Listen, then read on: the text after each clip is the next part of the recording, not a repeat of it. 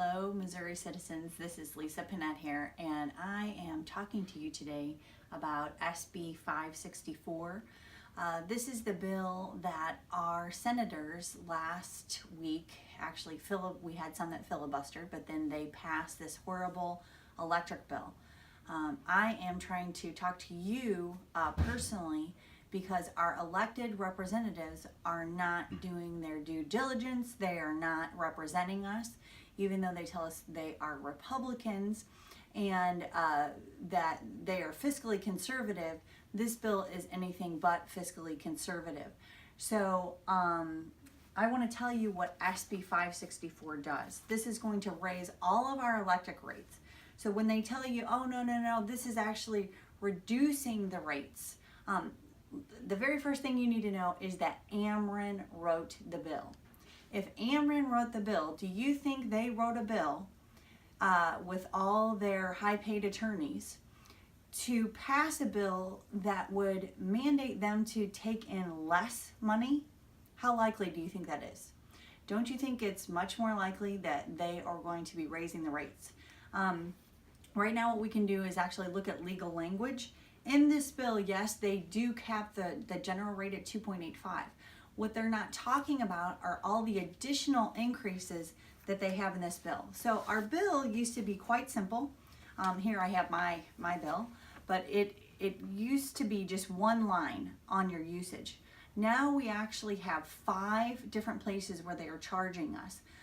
These places are not included in a general rate. So these things are such things as taxes, they're surcharges, they're energy efficiency investment funds, they're whatever they decide at the moment, but they are not included in just the usage that we used to have. They've also passed a bill that says, already they passed this bill, that says that as we reduce our energy consumption, that they are able to charge us more for the reduction in usage. So you just need to know how they're able to do what they're doing. Ameren already is paying our elected officials to in political campaign contributions. They have nice luxury suites at sporting events, and they give to organizations such as the Urban League. This is all through our money. I believe that we should be capping them at their own profits, but this isn't what's happening. So what else do you need to know about this bill?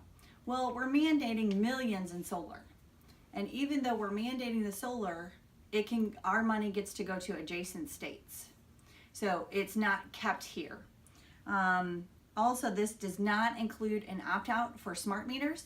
We were told that this was going to be in the bill, and magically it disappeared in the final version and it didn't come back. Also, this is going to leave us more vulnerable during EMP and solar storms and or attacks, which hopefully we never have to experience here in Missouri.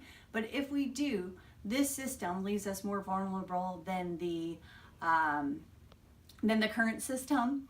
And that's not, my word for it. That is the Executive Director of Homeland Security on EMPs. Okay, so then they implement this thing called PISA accounting. This is some shady accounting that no one uses in the United States. So what we need you to do is we need you to call your reps on the Utility Commission in the House. This is now in the House.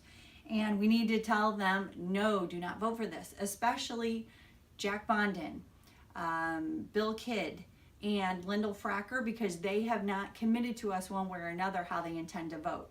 So again, those 3 that really need calls are Jack Bondon, Bill Kidd, and Lyndall Fraker.